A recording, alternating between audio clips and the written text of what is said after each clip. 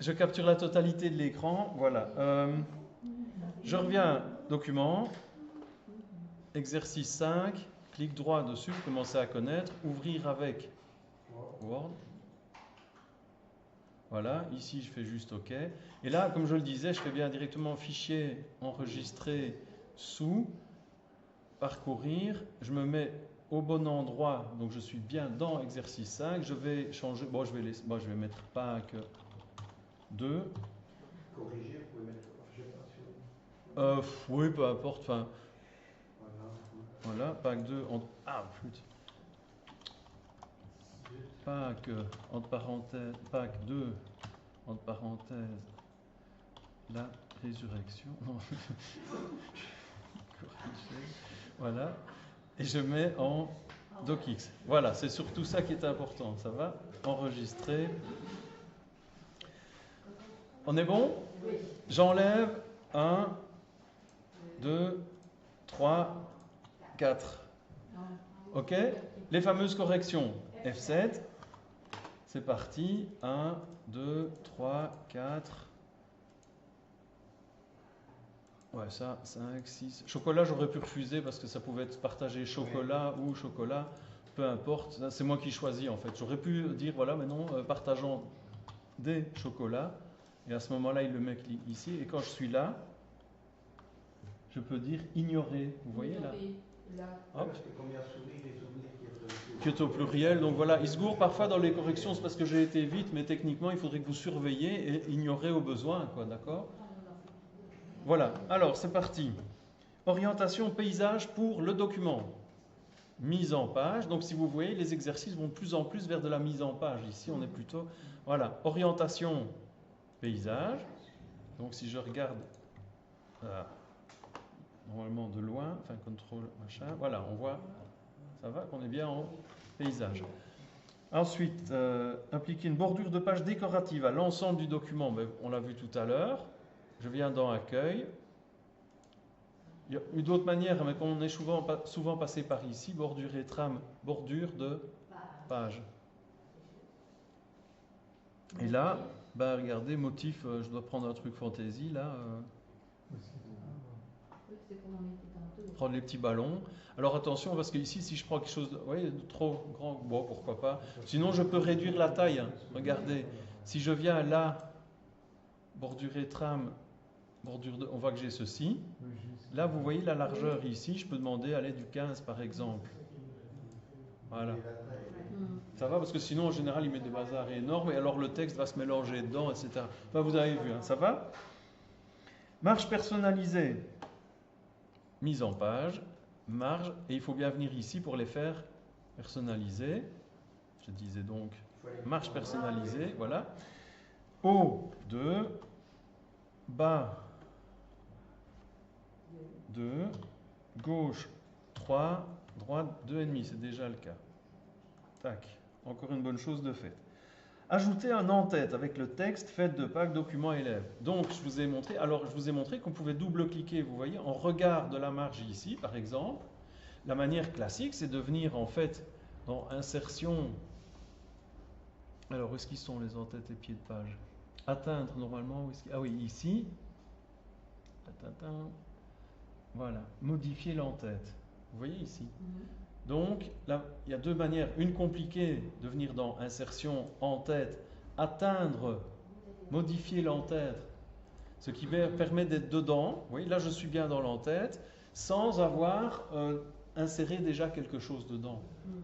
Ça, c'était la manière compliquée. La manière simple étant de se dire, je sais que ça, je suis en regard de la marge. Ok, et je double-clique et me voilà dans l'en-tête. Alors on le voit parce que tout de suite il y a une espèce de petit, vous voyez ici, le petit pointillé, il est marqué en tête et le reste du texte est en grisé. Donc là c'est vraiment spécifique, vous avez compris, l'en-tête, c'est une zone dans laquelle je mets ce que je veux et qui va être reprise automatiquement sur tout le document. Vous avez l'habitude de ça dans les livres, dans les... voilà, quand il y a chapitre, machin, etc. Ok, alors ici, ajouter un en-tête, faites de page, alors c'est centré italique, donc je vais commencer par mettre centré italique, vous voyez, je fais avant d'écrire, changer un peu, faites de, oula,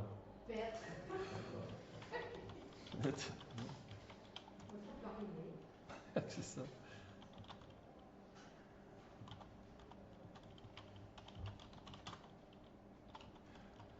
Voilà. Ça c'est fait. Alors, ajouter un pied de page. Voilà. Ici, je retourne de nouveau dans insertion. Et là, je dois avoir, regardez, pied de page. Et ce que je vous disais, modifier le pied de page. C'était une manière d'y arriver. Alors surtout, ce que je voulais vous montrer, c'était ici dans le pied de page. Attendez, voilà, numéro de page. Vous voyez ici.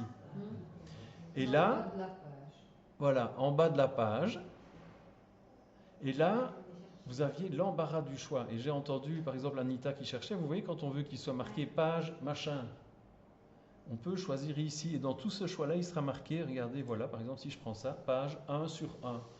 Automatiquement, il va compter le nombre de pages complet dans le document et il va mettre, je suis sur la page 2 sur 15, 3 sur 15. Est-ce que tout le monde comprend? Nous, on n'était pas allé là, on était allé dans 1, 2, 3 avec les...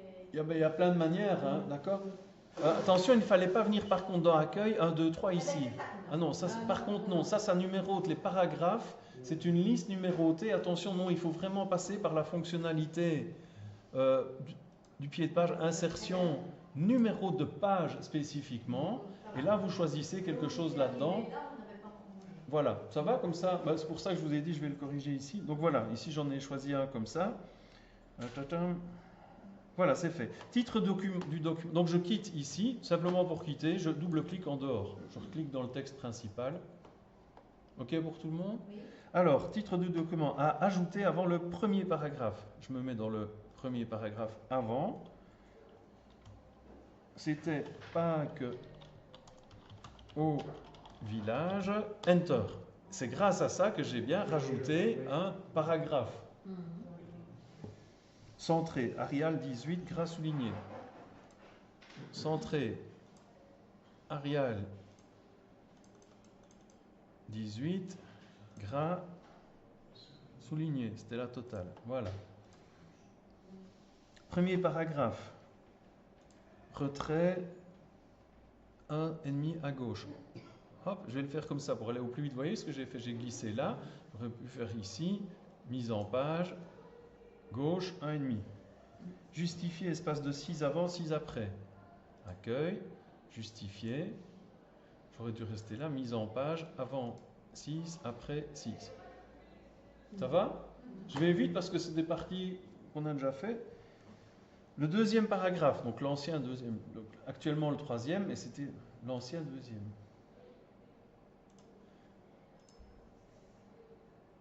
Espacement 12 points avant, 12 points après, interligne 1,5. Avant 12 points, après 12 points, Didjou. Interligne, combien c'est? 1,5. Texte Verdana taille 11. Alors à ce moment-là, je vais le sélectionner. Ouais, je le sélectionne parce qu'on me demande du texte. Hein, donc Verdana en taille 11. Voilà.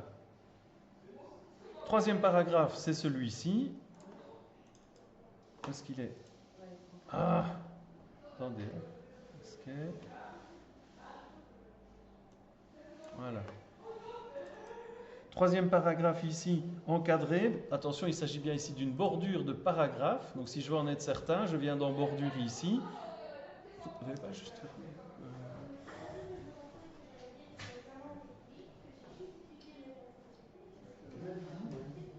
Non mais ça... Non mais c'est pas grave, c'est juste en temps normal. Je disais, encadré, bordure de paragraphe, vous voyez ici, clac, clac. Voilà, ça s'applique bien au paragraphe. Oui, vous auriez pu le prendre directement là, hein, mais ceci me permet de vérifier que ce n'est pas le texte, par exemple, qu'il n'y a pas une erreur de sélection, parce que par exemple ici, j'ai bien sélectionné l'ensemble du paragraphe. Ça permet de vérifier qu'on ne va pas se retrouver avec juste un mot encadré. Alors, troisième, c'est ça, encadré, bordure de paragraphe. Fond jaune pâle, mais ça, vous connaissez déjà. Alors, on va retrouver un joli jaune. Voilà. Ça va celui-là? Ça peut aller. Allez, bon, Texte centré. Voilà. Et le quatrième, alors là par contre, c'était du sport. Je vous le dis déjà, les colonnes ne s'appliquent pas aux paragraphes. Les colonnes s'appliquent aux sections. C'est-à-dire que si je demande ici d'avoir 2 colonnes, j'aurai 2 colonnes pour tout mon document. Est-ce que vous comprenez? Donc ça veut dire... Qu'est-ce qui sera dans les 2 colonnes? Simplement le 4e paragraphe. Vous voyez, le 4e paragraphe doit être en 2 colonnes, avec une ligne de séparation entre les colonnes. Ça veut dire qu'en fait, je dois venir ici, entre... Mais c'était dur, ça. Je vous l'explique, ce n'est pas quelque chose que vous pouviez trouver vous-même. Ça, c'est de la théorie. Donc les colonnes doivent s'appliquer à des sections. Or ici, mon document ne fait qu'une seule section. Donc je dois me mettre avant mon dernier paragraphe et dans mise en page, dire que je vais... Où est-ce qu'il est? Insertion... Où est-ce qu'il est? Là, dire que je mets un saut de section continue. Ça veut dire que, je ne sais pas si vous le voyez là, je vais réexpliquer. Vous voyez ce qui apparaît ici? Ça dit tout d'un coup que j'ai une nouvelle section qui commence là. Non seulement j'ai un paragraphe qui se finit là et qui arrive ici, mais en plus j'ai ce qu'on appelle réellement un saut de section. Donc je le remonte, je suis ici, je me mets à la fin du paragraphe là, insertion, et dans saut de page je clique là, et je choisis que je vais un saut de section continu. Regardez, ça insère un saut de section et ça démarre la nouvelle section sur la même page. Il faut le savoir. Oh, merde. Je vais le faire en passant. Mon Dieu, pardon. Voilà. Je vais faire en passant ici. Je vais mettre devant ici. C'est la même chose. À la fin de l'autre, au début de celui-ci, j'aurais eu. Voilà, je vais me mettre au début de celui-ci. Continue. Voilà. Il apparaît là. Vous voyez ici. Ça veut dire que je peux faire des nouveaux réglages de mise en page pour cette section-ci.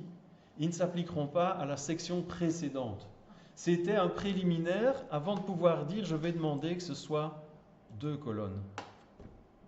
Et votre texte, regardez ici, je ne sais pas si vous voyez là au-dessus. Ça, c'est toute une nouvelle colonne. Et ça, ce sera une autre colonne. Mais tout mon texte, il reste sur la première colonne. Oui, mais si j'ai... alors, de nouveau, ici, je vais faire égal rand 10,10. Ça va faire beaucoup là, non? Mais je ne sais pas si vous voyez. Regardez. Toute cette section-ci, donc qui commence là à la fin, se déroule bien sur 2 colonnes. Ça va? C'était super dur, hein? On est bien d'accord. En tout cas, au niveau du visuel, vous voyez ce que ça veut dire? Et là, en plus, donc quand je suis dans colonne, autre colonne, j'en ai demandé 2 ici, je peux demander une ligne séparatrice et je me retrouve avec ce que je voulais. Donc, je vais leur montrer, mais vous comprenez, ça c'est parce que c'était la dernière et je me suis dit, je vais... C'était chaud. Hein? Oui, donc je suis là. Donc en fait, si vous voulez, ça c'est toujours l'idée, c'est de vous dire, je veux faire des colonnes. Ok? Pour faire des colonnes, il faut savoir que je dois être dans une section séparée des autres. Ou bien tout mon document est en colonne, ou bien tout mon document est en paragraphes normaux, sauf si je fais un changement de section. C'est vraiment quelque chose qui s'appelle dans Word une section, si vous voulez. C'est une zone de texte où la mise en page peut être différente. Bon, en tout cas ici, si vous avez suivi ça, mais il y est déjà, je le vois là-bas. Donc je me mets devant mon paragraphe qui va être... Vous vous rappelez tout à l'heure, j'ai fait la même chose avec le saut de page. Je me mets au début du paragraphe que je veux mettre dans une autre section. Et je dis, dans mise en page, je ne vais pas faire un saut de page comme tout à l'heure, je vais demander un saut de section en continu. Parce que si je mettais un saut de section page suivante, ben ça dirait bien la même chose. Il commence une seconde section, mais en plus sur la page suivante. Continue. D'accord? Ça a fait apparaître un petit truc ici qu'on ne voit pas bien, mais il serait marqué saut de section si on avait plus la place. Ça va pour tout le monde? Donc maintenant, je suis bien dans la fameuse section en question. Simplement, il faut bien comprendre... est-ce qu'il est ce truc Enfin bref, oubliez ça pour l'instant, je sais pas comment je l'enlève. Attendez, révision, voilà, tac, voilà. Je suis là. Ok. Et là, mise en page, colonne, et techniquement, autre colonne, je choisis qui j'en veux, 2, avec une ligne séparatrice.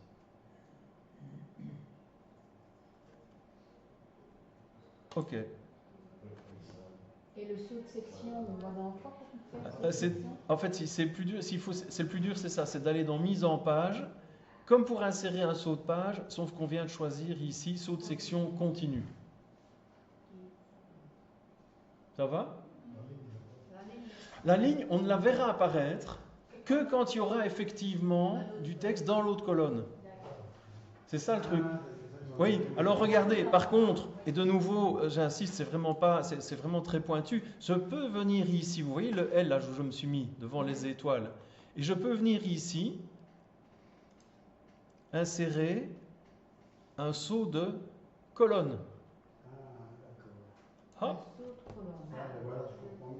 Est-ce que vous voyez? Parce que le texte d'une colonne, a priori, il va suivre la même logique que ce qu'on a connu, il va descendre tout en bas de la colonne, et quand il aura fini, il remontera dans la colonne suivante. Donc pour vous montrer, si vous voulez, l'effet du saut de colonne, j'ai dû me mettre ici et écrire, je ne sais pas moi, 10 paragraphes de 5 lignes, vous voyez? Hop, et là, en fait, on voit tout, parce qu'il est arrivé là en bas, et puis il est remonté là, puis il est arrivé, comme il y a du texte de remplissage, on le voit. Mais dans ce cas-ci, ça serait plus logique de dire saut de colonne dans la sélection pour avoir les deux textes séparés. Si on veut Oui, c'est ça, j'aurais dû faire continuer l'exercice en disant mettez-vous devant les étoiles, mettez-vous, mettez là à cet endroit-là, faites un saut de colonne pour faire ceci. On aurait vraiment vu l'effet final. Ça va? Et on ne sait pas le faire, qui choisissent, ici vous avez ici